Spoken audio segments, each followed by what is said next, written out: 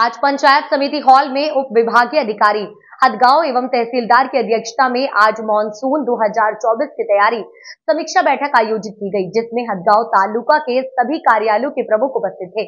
One विभाग के कर्मचारी, कृषि सहायक, ग्राम सेवक, तलाची की उपस्थित थे। हदगांव के उप विभागीय अधिकारियों ने सुझाव दिया कि ग्राम आपदा प्रबंधन समिति की बैठक आयोजित कर 31 दिसंबर तक योजना प्रस्तुत करें, जिसे तहसीलदार ने चुनौती दी है। येणाऱ्या 2024 मान्सून पूर्व तयारीबाबत आढावा बैठक सर्व जिल्हास्तरीय यंत्रणा, तालुकास्तरीय यंत्रणा यांची बैठक मागच्या आठवड्यामध्ये माननीय जिल्हाधिकारी तथा जिल्हा आपत्ती व्यवस्थापन प्राधिकरण यांच्या माध्यमातून नांदेड येथे बैठक झालेली होती। त्या बैठकीमध्ये माननीय जिल्हाधिकारी असतील, जिल्हा आपत्ती व्यवस्थापन अधिकारी असतील यांनी ज्या काही येणाऱ्या चालू वर्षाच्या पूर आणि पाऊस या च्या अनुषंगाने आम्हाला सूचना देऊन मार्गदर्शन करून येणाऱ्या आपत्तीच्या अनुषंगाने किंवा जून ते सप्टेंबर मधील जे आहे 2024च्या आपत्ती व्यवस्थापना संदर्भात जे काही मार्गदर्शन सूचना दिल्या होत्या, त्या सूचनाच्या अनुषंगाने आज तालुकास्तरीय आपत्ती व्यवस्थापन प्राधिकरण यांचे अध्यक्ष तहसीलदार असतात, यांच्या अध्यक्षतेखाली आणि प्रमुख मार्गदर्शक म्हणून उपविभागीय अधिकारी यांच्या मार्गदर्शनाखाली सर्व तालुक्यातील सर्व विभागाचे, मग त्याच्यामध्ये इरिगेशनचे असतील, BNC असतील, MSCB, PI असतील, तालुका कृषी अधिकारी, BDO, सर्वच तालुका आरोग्य अधिकारी, वैद्यकीय अधीक्षक यांची सर्वांची त्याच पद्धतीनं क्षेत्रीय स्तरावर काम करणारे तलाठी, ग्रामसेवक, कृषी सहाय्यक यांची बैठक घेऊन येणाऱ्या मान्सूनच्या अनुषंगाने जून ते सप्टेंबर मध्ये जी काही आपल्याला कारवाई करायची आहे त्यामध्ये गाव आपत्ती व्यवस्थापन समिती असेल, गाव आपत्ती व्यवस्थापन आराखडा असेल, समितीची बैठक असेल आणि आपत्तीच्या अनुषंगाने जे काही पूर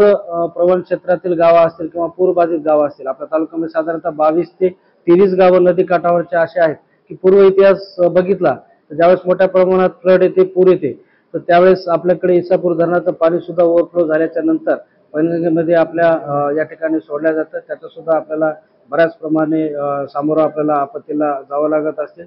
त्या अनुषंगाने आज सर्व ग्रामसेवक, तलाठी यांना गाव आपत्ती व्यवस्थापन समितीची स्थापना करण्याबाबत व आपत्ती व्यवस्थापनाचा आराखडा 30 तारखेपर्यंत तयार करून सादर करण्याबाबत या ठिकाणी सूचना दिलेल्या आहेत। त्याच पद्धतीनं आपत्तीचा सामना करण्याच्या अनुषंगाने केवळ नदी आहे आणि तिला पूर आला म्हणून आपत्तीला असं काही नाही, याच्यामध्ये छोटे छोटे नाले असतील, गावाला लागून तलाव असतील, पाझर तलाव असतील किंवा सकल भाग असेल, या ठिकाणी सुद्धा अचानक पाण्याचा प्रवाह वाढून किंवा पाणी त्या ठिकाणी चोहो बाजूने येऊन त्या ठिकाणी कुठं संपर्क तुटणे किंवा कुठं ट्रॅव्हलिंगची ज्याला आपण वाहतुकीची अडचण निर्माण होऊ शकते, अशा सर्व बाबींचा अभ्यास करून इत्थंभूत असा गाव आपत्ती आराखडा तयार करण्याबाबत त्याच्यामध्ये सूचना दिले। हा आराखडा तयार करत असताना एखादं आपत्ती उद्भवली तर मग गावामध्ये वाहन असतील, ट्रॅक्टर असेल, JCB असेल यांची यादी तयार करण्याच्या सूचना दिलेत। त्याच पद्धतीने एखाद्या वेळेस आपल्याला टेम्पररी काही लोकांचं शिफ्टिंग करण्याची आवश्यकता आली की 50-50 लोक जे आहेत जे पूर रेषेमध्ये राहतात किंवा ज्यांना पूर जर आला तर त्यांना आपल्याला काही ठिकाणी शिफ्ट करावं लागत असेल, तर अशी सुद्धा ठिकाण त्याला शिफ्ट करून आपण कुठं आपण त्यांना शिफ्ट करणार, ती कोणाचं प्रायव्हेट बिल्डिंग आहे, सरकारी आहे, त्याचा सुद्धा आराखडा यामध्ये तयार करण्याबाबत सूचना दिलेत। त्याच पद्धतीनं पोहणारे जे पट्टीचे पोहणारे लोक असतील किंवा मासेमारी व्यवसाय करणारे लोक असतील की ज्यांना आपल्याला जिल्हा आपत्ती प्राधिकरणाकडून किंवा तालुका स्तरावरून आपत्तीच्या अनुषंगाने ज्या काही गोष्टीची आवश्यकता असते किंवा जे काही त्यांना साहित्य मिळण्याची आवश्यकता असते ते साहित्य त्यांच्यापर्यंत पोहोचण्यासाठी थोडा वेळ लागत असतो। त्यामुळे आपण ग्राम पातळीवरच जे आहे असे पोहणारे लोक असतील, इतर जे मदत करणारे लोक आहे यांच्या सुद्धा याद्या करण्याबाबत त्यांना सूचना दिल्या। 1 तारखेपासून कंट्रोल रूम तहसील कार्यालयामध्ये आपत्ती व्यवस्थापनाच्या अनुषंगाने या ठिकाणी स्थापन होणार आहे, त्याचे सुद्धा आदेश काढून प्रत्येक कर्मचाऱ्याला 12-12 शिफ्टमध्ये आम्ही त्या ठिकाणी नियुक्ती देणार आहेत। कुठं आपत्तीच्या बाबत जर अडचण जर असेल तर आम्ही 1 तारखेच्या अगोदर कंट्रोल रूमचा आमचा नंबर जो आहे तो आम्ही पेपरला प्रसिद्ध करू आणि गावामध्ये सुद्धा ग्रामसेवक, तलाठी यांच्या मार्फत आम्ही प्रसिद्ध करू। कुठं आपत्ती उद्भवत असेल आपण कंट्रोल रूमला कॉल करून आपण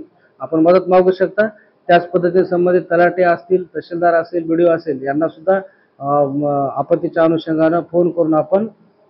मदत मागू शकता। माझी लोकांना विनंती अशी राहील की आपण आपत्तीच्या अनुषंगाने आपण सतर्क राहायचे। जर आज कोणी